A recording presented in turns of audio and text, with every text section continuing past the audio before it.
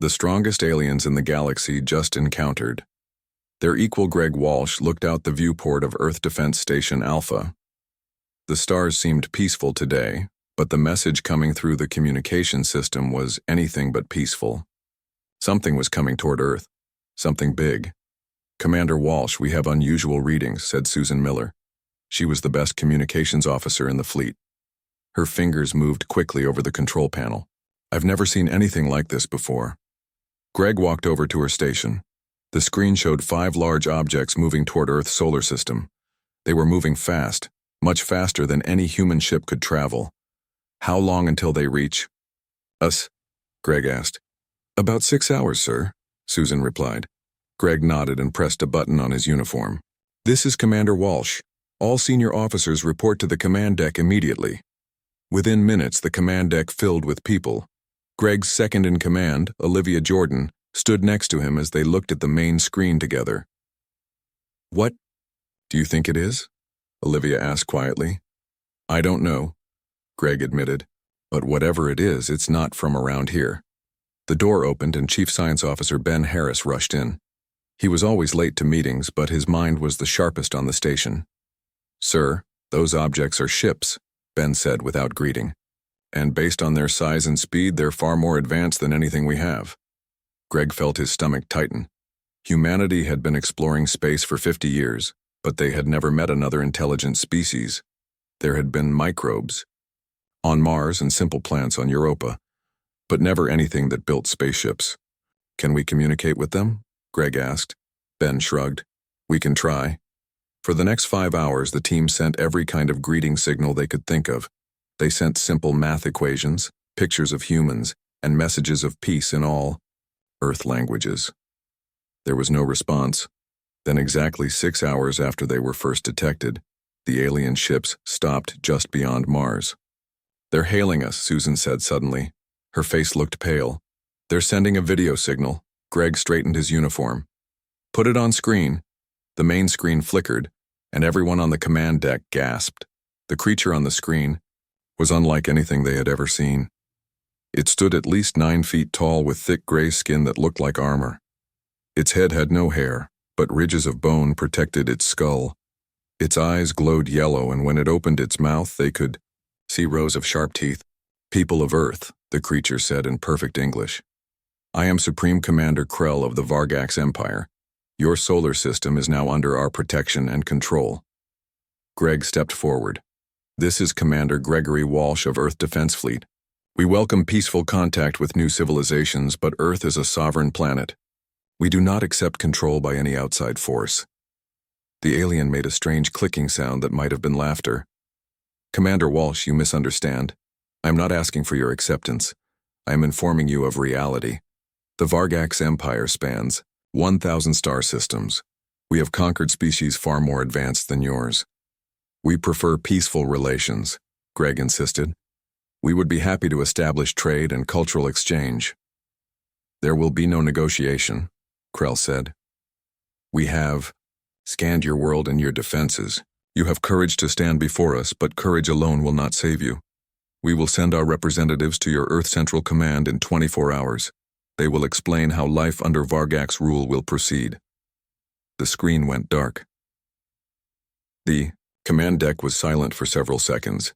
Then everyone started talking at once. Greg raised his hand for silence. "Contact Earth Central Command immediately, and get Admiral Kendrick on the line." Within minutes, Admiral Peter Kendrick's face appeared on the screen. He was the highest-ranking officer in Earth's defense forces and was based at the lunar colony. "I've seen the transmission, Commander," Admiral Kendrick said before Greg could speak. "What's your assessment?" "They're powerful, sir," Greg replied honestly. "Their ships are at least 3 times the size of our largest vessels. Their technology appears far beyond ours. And based on what we saw of their physiology, they're built for war." "Do you believe their intentions are hostile?" Greg thought about this. "They haven't fired on us yet, which they could have done easily. But they clearly expect us to submit without question. I don't think they see us as equals." "Admiral," Kendrick nodded slowly. "I'm ordering all Earth Defense Forces to alert status. But we need to be careful not to provoke an attack we can't defend against. He paused.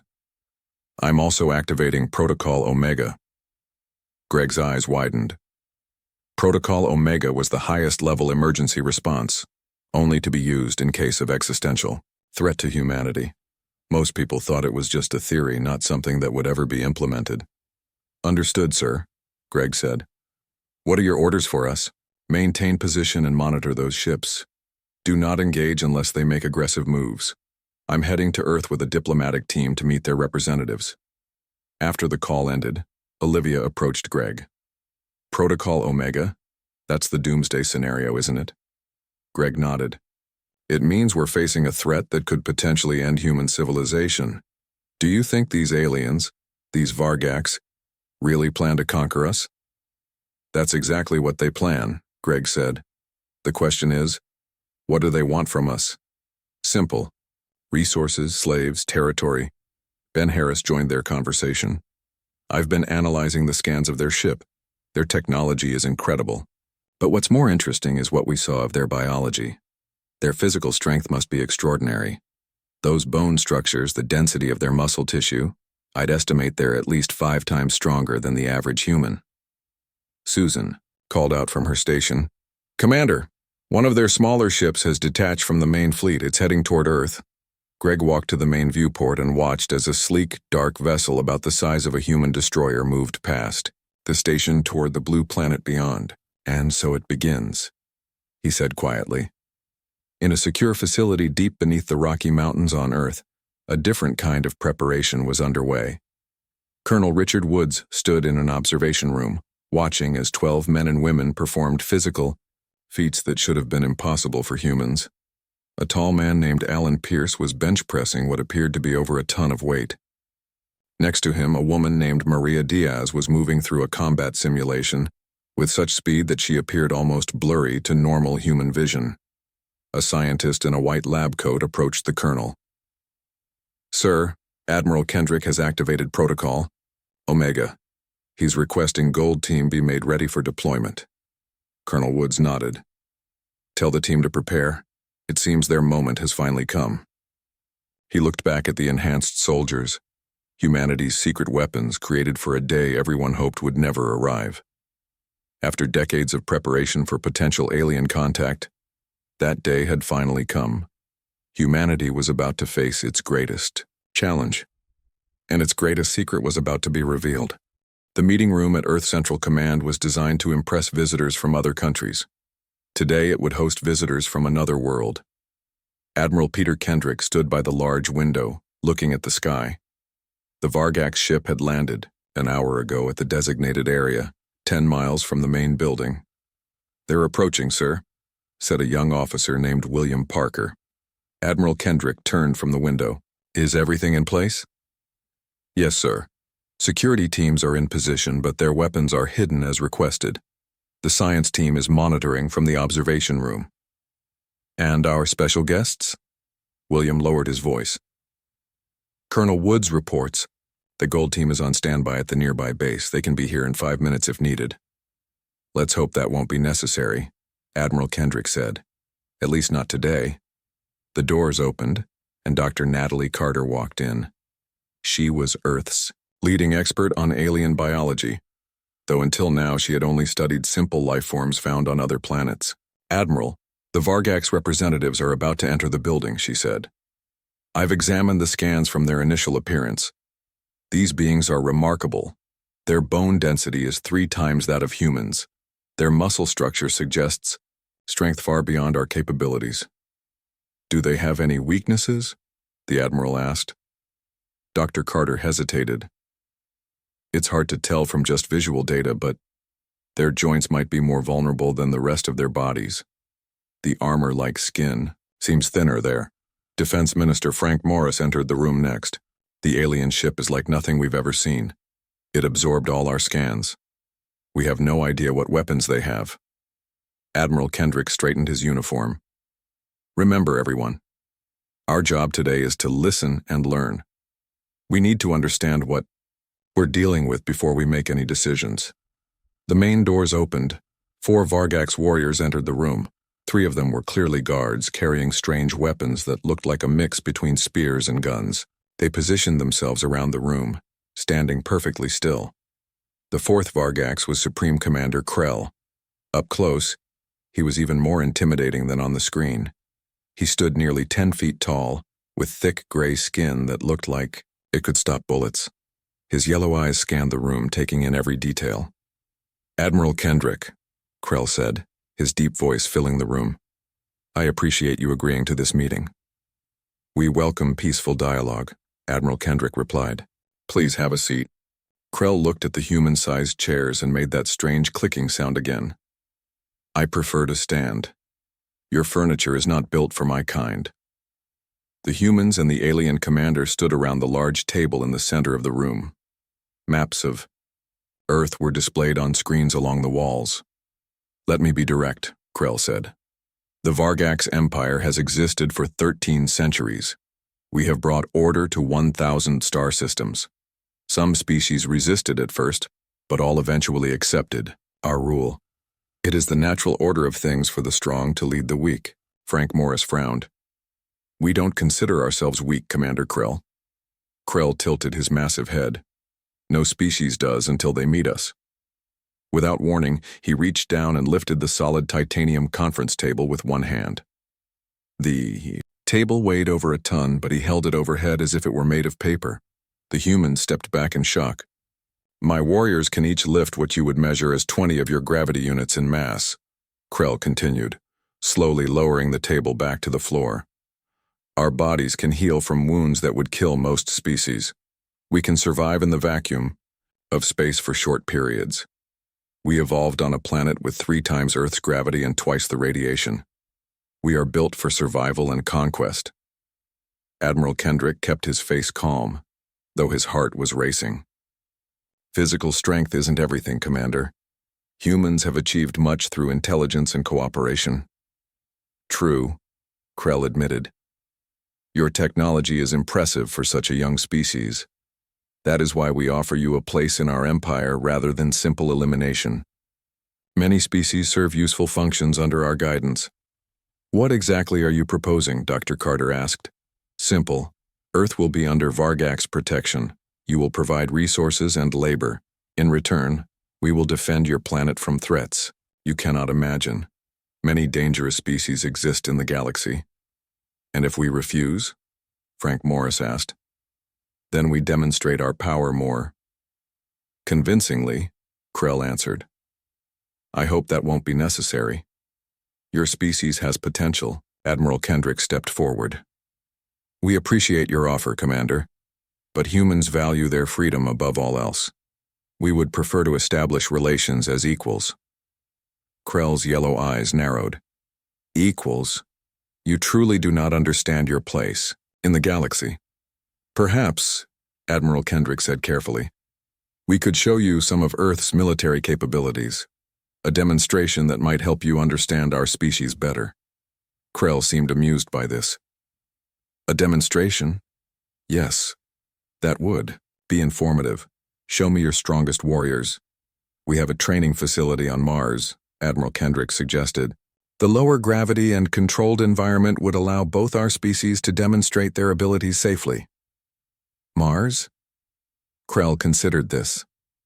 "The red planet in your system. Yes, this is acceptable, a neutral location. We will meet there in 3 of your Earth days. Bring your best fighters." After the meeting ended and the Vargax returned to their ship, Frank Morris turned to Admiral Kendrick. "Are you insane? You just challenged the strongest beings we've ever encountered to a fight." "I didn't challenge them," Admiral Kendrick replied calmly. "I invited them to see what humans are truly capable of. But their strength is unbelievable. Did you see how he lifted that table?" "I saw." Admiral Kendrick walked to a secure communication panel on the wall. "And now it's time to show our hand." He entered a series of codes and Colonel Richard Woods appeared on the screen. "Colonel, is Gold Team ready?" "Yes, Admiral, they've been training for this moment their whole lives." "Good. We're moving to Phase 2. Have them prepare for deployment to Mars Base Alpha." In the underground facility, Alan Pierce was finishing his daily training routine. He had just bench pressed 2 tons when Colonel Woods entered the gym area. "Major Pierce, gather your team," the colonel said. "You're being deployed to Mars." Alan smiled. At 6'5", with a muscular build, he looked like an Olympic athlete, but his true capabilities went far beyond that. The aliens took the bait? They did. They think they're going to humiliate some ordinary human soldiers. "They're in for a surprise," Alan said. He called over to Maria Diaz, who was running on a treadmill at a speed that would be impossible for a normal human. "Maria, get the team ready. We're finally going to show what Project Gold can do, Maria." Stopped the treadmill and nodded. "About time. I was getting bored punching regular punching bags." As Gold Team prepared their equipment, Alan thought about what was coming. After years of secret training and enhancement procedures, they were finally going to face a real challenge. The Vargax thought they were the strongest beings in the galaxy. They were about to meet their equal. Across the solar system, Commander Greg Walsh received orders to move Earth Defense Station Alpha to Mars orbit. His station would provide additional security for the upcoming demonstration. "Do you think this plan will work?" Olivia asked him as they prepared for departure. "I don't know," Greg admitted, "but I do know one thing. Those aliens have no idea what humans are capable of when backed into a corner." The Vargax ships remained in orbit around Earth, a constant reminder of the threat hanging over humanity. But for the first time since their arrival, there was also a sense of hope. The strongest aliens in the galaxy were about to learn they weren't as unique as they thought. Mars Base Alpha was usually a quiet research station. The red dust of the planet settled on its dome-shaped buildings. Inside, scientists studied the planet and prepared it for future human settlement. Today, the base was anything but quiet.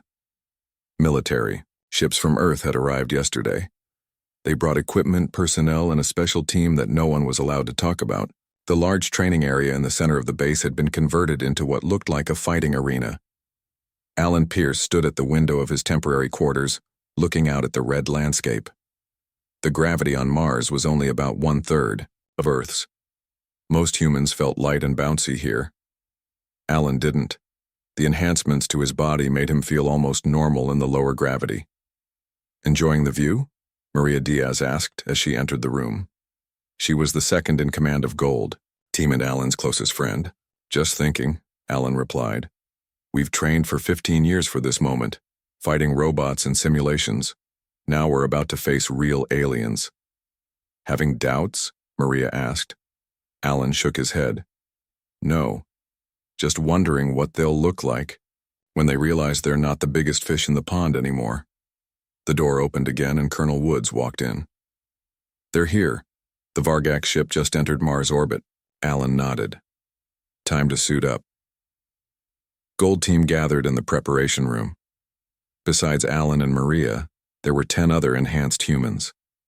Paul Johnson was a former Marine who specialized in hand-to-hand combat. Lisa Chen was the team's tactical expert. Kevin Lee was the youngest member but had the highest scores in speed tests. They all wore simple black uniforms with no markings or rank indicators. "Listen up," Alan said to his team. "Today we show these aliens that humans aren't to be underestimated. Remember your training.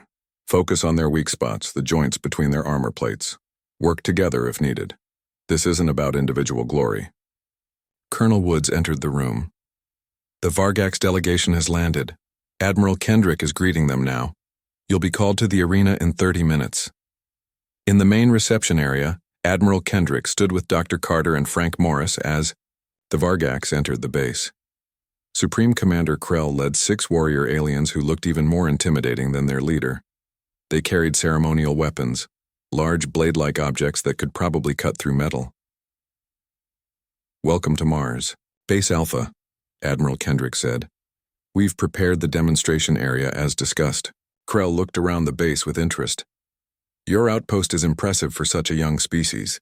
Building on another planet shows ambition."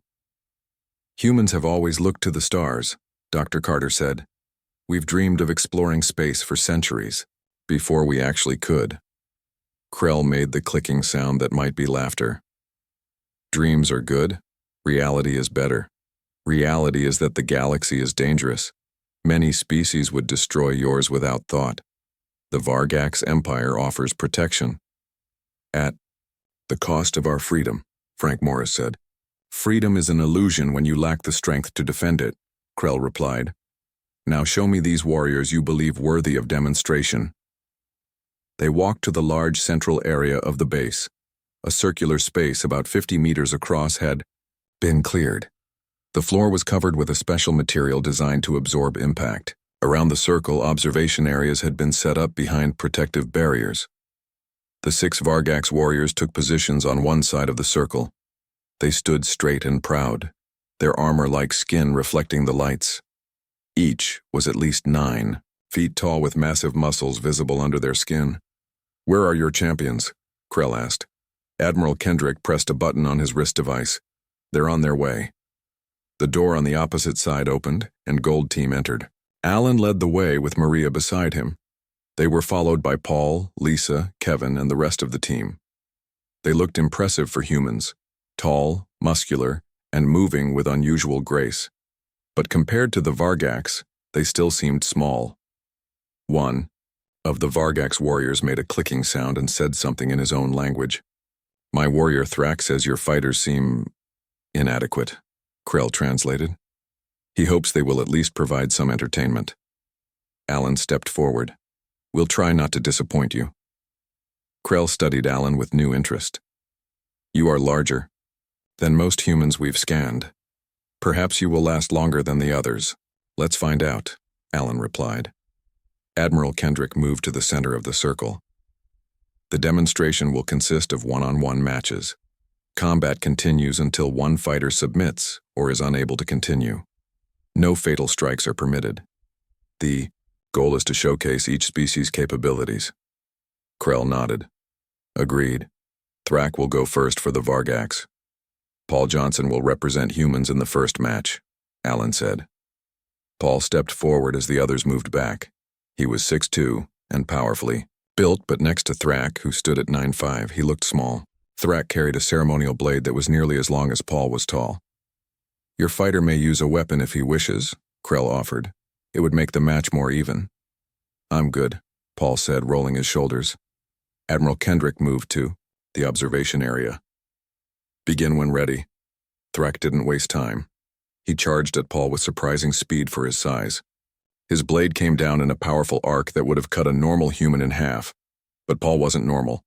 He sidestepped with enhanced reflexes, moving faster than any human should be able to. Thrak seemed surprised but recovered quickly. He swung again, this time in a horizontal slash. Paul ducked under it and moved inside the alien's reach. He struck with perfect precision at the joint of Thrak's arm, one of the spots where Dr. Carter had suggested the armor-like skin might be weaker. The alien grunted in pain and stepped back. His yellow eyes widened. How did you move so fast? Thrak demanded. Paul didn't answer. Instead, he pressed forward, moving with blurring speed. He delivered a series of strikes to the same weak point. Each hit was precisely calculated to cause maximum impact with minimum force, targeting nerve centers that seemed to work similarly in Vargax anatomy as they did in humans. Thrak tried to defend himself, but Paul was too quick. Within minutes, the massive alien dropped to one knee, his arm hanging uselessly at his side. Enough, Thrak said. I submit. The room was silent. The Vargax delegation stared in shock. Humans weren't supposed to be this fast or strong. They weren't supposed to know the weak points in Vargax anatomy. Krell turned to Admiral Kendrick. Your warrior has been enhanced. It wasn't a question, but Admiral Kendrick nodded anyway. As you said, Commander, it is the natural order of things for the strong to lead. Humans decided long ago not to rely solely on natural evolution. We improved ourselves. Krell's eyes narrowed. Interesting, very interesting. He gestured to another warrior. Krex, you will fight next. A female Vargax stepped forward. She was slightly smaller than the males but moved with greater agility. She carried 2 smaller blades instead of 1 large one. Maria Diaz will be our next fighter, Alan announced. Maria stepped into the circle. She was 5'10" with an athletic build. She looked even smaller compared to Krex than Paul had to Thrak. This will be quick, Krex said in perfect English. She had clearly been studying human language more than Thrak. Maria just smiled. Probably. When the match began, Krex moved with blinding speed, much faster than Thrak had been. Her blades became a blur as she attacked Maria from multiple angles. But Maria moved even faster. She dodged each strike with millimeters to spare, her enhanced reflexes and perception making the alien's movements seem almost slow to her. Impossible. Krex hissed as none of her attacks connected. Maria hadn't even tried to counterattack yet. She was studying her opponent, learning her patterns. Then, in a move too fast for normal humans to follow, Maria stepped inside Krex's guard and disarmed her, sending both blades flying across the room. The Vargax delegation buzzed with agitated clicks. This was unprecedented. No species had ever matched Vargax warriors in physical combat. Krell's eyes were fixed on Alan now. Your humans have been hiding their true nature from us. Not hiding, Alan replied, waiting for the right moment to reveal it. Krell stepped into the circle. Then, I will face you leader to leader. Alan nodded and moved forward. The most important match was about to begin. The room was completely silent as Alan Pierce and Supreme Commander Krell faced each other in the center of the fighting circle. Everyone knew this match would determine the future relationship between humans and the Vargax Empire. Krell removed his ceremonial armor, revealing even more of his gray, armor-like skin underneath. He stood nearly 10 feet tall and was at least 3 times wider than Alan. His muscles rippled as he moved. No weapons, Krell said. Just strength against strength. Alan nodded. Agreed. Admiral Kendrick looked concerned but gave the signal. To begin. The two fighters began to circle each other slowly. Your enhanced humans are impressive, Krell said as they moved. How many of you exist? Enough, Alan replied simply. Krell struck first, moving with shocking speed for his size. His massive fist came toward Alan's chest with enough force to crush a normal human. But Alan wasn't normal. He sidestepped and countered with a strike of his own to Krell's exposed side. The Vargax commander grunted in surprise as the blow actually hurt him. You are stronger than you look. Alan didn't waste breath on words. He kept moving, using his slightly superior speed to stay just out of Krell's reach, while looking for openings to strike. The Vargax had natural armor, but as Dr. Carter had suggested, the joints were more vulnerable. Krell grew frustrated as Alan landed several precise hits. The alien commander changed tactics, lunging forward to grab Alan instead of just striking. His massive arms wrapped around Alan's body in a bear hug that would have crushed an ordinary person. Alan felt his enhanced bones strain under the pressure. He couldn't break free with pure strength. Krell still had the advantage there. So he used leverage instead, twisting his body in a way that put pressure on Krell's thumb joints.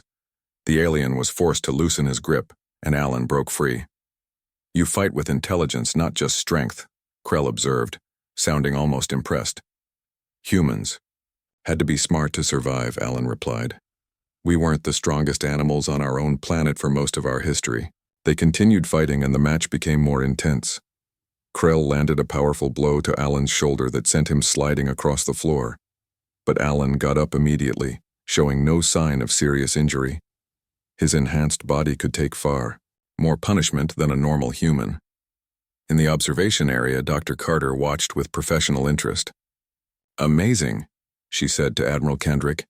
The Vargax physiology is incredible, but our enhancements may have actually surpassed natural evolution. Let's hope so, Admiral Kendrick replied. The future of Earth depends on it. Back in the fight, Alan was studying Krell's movements, looking for patterns. The Vargax commander was powerful but predictable. Alan noticed that Krell favored his right side and left the left side of his neck more exposed when attacking. After 15 minutes of intense combat, both fighters were showing signs of fatigue. Krell's breathing was heavier, and Alan had a cut above his eye where one of Krell's strikes had connected, but neither was willing to give up. You have earned my respect, human, Krell said between heavy breaths. No species has ever matched me in combat for this long. We're just getting started, Alan replied, though his own breathing was labored. Krell launched himself forward in a powerful attack. Instead of dodging, Alan met the charge head-on. He used Krell's momentum against him, redirecting the alien's force while targeting the vulnerable spot on his neck that he had identified. The precisely timed strike hit a nerve cluster. Krell's left arm suddenly went numb and he stumbled. Alan pressed his advantage, delivering a series of quick blows to the same area. Krell tried to defend himself with his good arm, but he was off balance. With a final, powerful strike, Alan knocked the massive alien commander to the ground. Before Krell could recover, Alan was on him, applying pressure to the nerve points in his neck. Not enough to cause permanent damage, but enough to immobilize him. "Do you submit?" Alan asked. Krell struggled for a moment, then went still. "I submit," he said, his voice a mix of pain and disbelief. Alan immediately released him and stepped back. He offered his hand to help Krell up, a human gesture of respect after combat. Krell stared at the offered hand for a moment, then took it. Even with his enhanced strength, Alan had to strain to help pull the massive alien to his feet. The room remained silent. The Vargax warriors looked shocked. Their supreme commander had never been defeated in combat before. Krell turned to face Admiral Kendrick. "Your species has achieved through science what took us millennia of evolution. This changes things." "How so?" Admiral Kendrick asked cautiously. "The Vargax Empire is built on strength," Krell explained. "We only respect those who can match our power. Until today, no species had done so." He turned back to Alan. "How many enhanced humans do you have?" Alan looked to Admiral Kendrick, who nodded slightly. "Gold Team has 12 members, but the program is expanding. We can create more." Krell made that clicking sound again, but this time it seemed thoughtful rather than amused. 12, just 12 enhanced humans were enough to challenge warriors who have conquered 1,000 worlds. The alien commander walked to the center of the room. "A decision must be made. The Vargax do not leave powerful species free to develop. We either conquer them or—" He paused. "Or we ally with them." Admiral Kendrick stepped forward. "We would prefer alliance to conflict, Commander Krell. Earth has no interest in conquest. We seek peaceful cooperation with other species." "Peace is not the Vargax way," one of the other aliens protested. "Evolution is our way," Krell corrected. "And today, we have seen that evolution can take different paths. The humans have found a new one, using their minds to enhance their bodies rather than waiting for natural selection." He turned to his warriors. "We have much to consider. The Vargax Council must be informed of what we have witnessed." "Admiral," Kendrick nodded. "We understand. In the meantime, perhaps we could begin preliminary discussions about what a peaceful relationship between our species might look like." "Yes," Krell agreed. "That would be acceptable." As the formal part of the demonstration ended, the humans and Vargax broke into smaller groups. Alan found himself standing with Krell away from the others. "You could have killed me with that last strike," Krell said quietly. "Why didn't you?" "That wasn't the goal," Alan replied. "We wanted to prove we're your equals, not your enemies." Krell studied Alan carefully. In 13 centuries, no species has ever surprised the Vargax. Today, humans did. "We're full of surprises," Alan said with a small smile. "I believe you are," Krell replied. "And that makes your kind either the greatest threat to the Vargax Empire or its most valuable potential allies." Alan's expression became serious. "That choice is yours to make, Commander. But choose carefully. Humans don't respond well to threats." Krell nodded slowly. "After today's demonstration, that much is clear." In the observation room, Admiral Kendrick watched the two leaders talking. "Do you think they'll honor an alliance?" he asked Colonel Woods. "Hard to say," the colonel replied. "But they respect strength, and today we showed them plenty of that." "And if they decide we're a threat instead of a potential ally?" Colonel Woods looked at Gold Team, who were now talking with some of the Vargax warriors, comparing fighting techniques. "Then they'll learn that what they saw today was just the beginning of what humans are capable of." 3 months had passed since the demonstration on Mars. The Vargax ships remained in Earth's solar system, but they had moved back to a more respectful distance. Today was an important day. After many discussions and small meetings, the leaders of Earth and the Vargax Empire would sign their first official agreement. The meeting took place aboard the Earth diplomatic ship Iowa, which orbited between Earth and the Moon. Admiral Kendrick had chosen this location as neutral ground, not Earth but still in humanity's home territory. Alan Pierce stood by the large viewing window, looking out at the stars. He wore a formal, military uniform today instead of his combat gear. The cut had to be special to fit his enhanced physique. "Nervous?" Maria asked as she joined him at the window. She also wore a formal uniform with the new Gold Team insignia, a human hand and an alien hand clasped together. "A little," Alan admitted. "Fighting was the easy part. Politics is harder." Maria smiled. "That's why they brought Dr. Carter and the diplomats. We're just here to remind the Vargax why they're talking instead of conquering." The door opened and Admiral Kendrick entered with Colonel Woods. "They're ready," the Admiral said.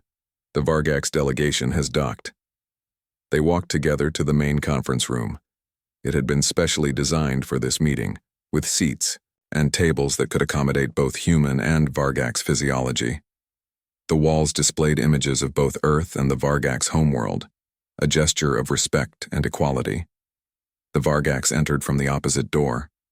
Supreme Commander Krell led them, followed by 3 other high-ranking Vargax. Alan recognized one as Thrak, who had fought Paul in the first match on Mars. The alien's arm seemed fully healed. Their regenerative abilities were impressive. "Admiral Kendrick," Krell greeted with a small bow of his massive head. "Major Pierce, it is good to see you again." "Welcome aboard the Iowa," Admiral Kendrick replied. "We're honored by your presence." Everyone took their seats.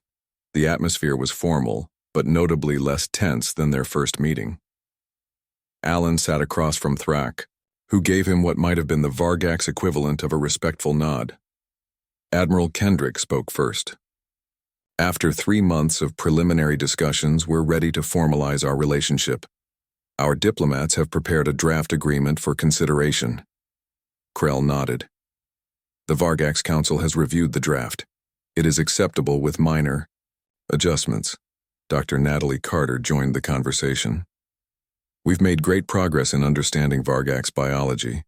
Your natural armor and regenerative abilities are remarkable. We believe cooperative research could benefit both our species. Your enhancement technology is equally impressive," Thrak said. "In all our centuries of conquest, we never considered artificial enhancement. We relied on natural evolution and selective breeding." "Different paths to the same destination," Alan suggested.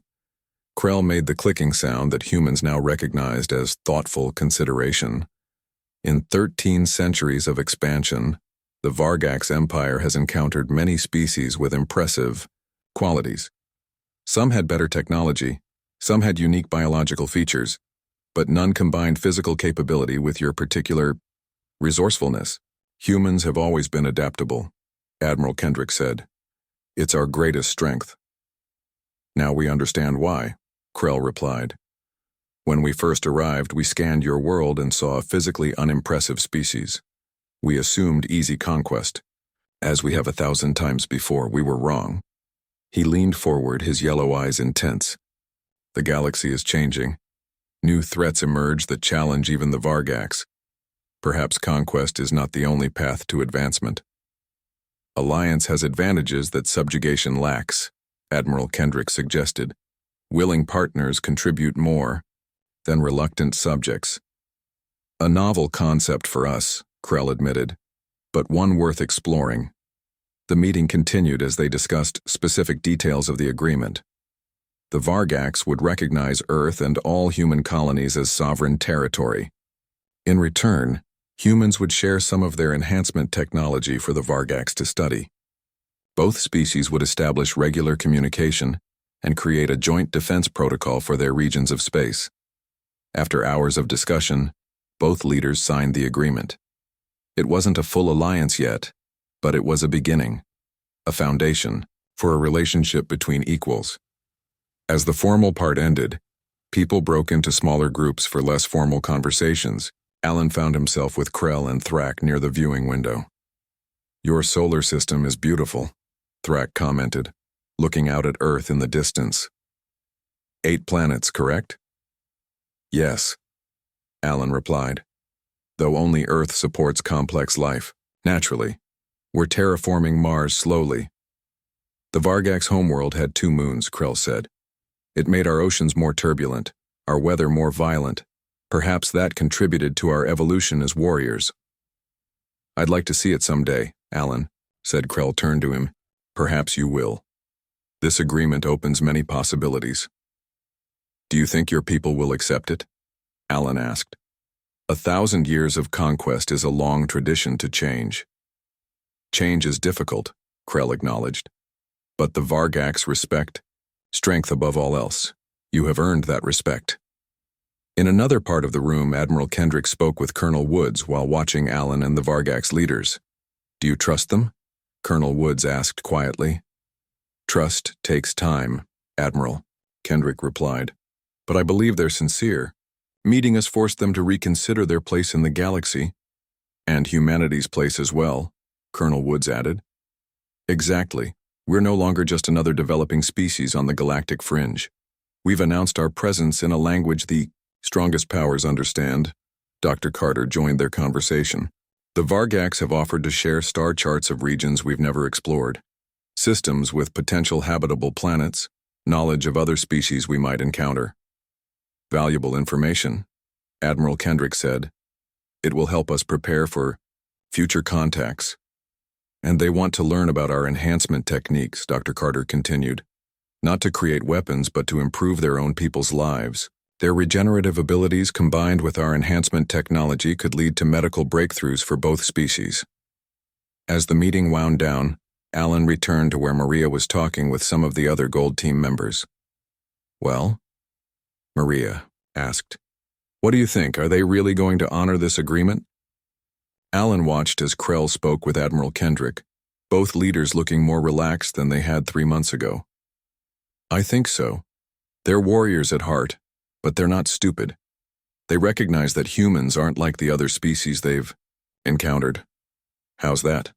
Paul Johnson asked. Most species either fight and lose or surrender immediately, Alan explained. We did neither. We showed them we could match their strength, but we still offered peace. That confused them, in a good way. A week later, Commander Greg Walsh stood on the observation deck of Earth Defense Station Alpha, watching as most of the Vargax fleet prepared to return to their territory. 2 ships would remain as part of the new diplomatic mission. Do you think we've really made peace with them? Olivia asked as she joined him at the viewport. Greg smiled. Peace? Maybe. Respect? Definitely. And that's a good starting point. Beyond the viewport, Earth rotated serenely, now safer than it had been before the Vargax arrived. Humanity had faced its first major galactic challenge and emerged not just surviving, but with a potential powerful ally. The strongest aliens in the galaxy just encountered their equal, Greg said quietly, and the galaxy will never be the same. The Vargax ships moved gracefully away from Earth, their engines glowing blue against the blackness of space. But they weren't leaving in defeat or retreat. They were leaving with a new understanding that in the vast expanse of the galaxy, even the mightiest could find their match. And sometimes finding your equal didn't mean finding an enemy. Sometimes it meant finding a partner for the challenges ahead.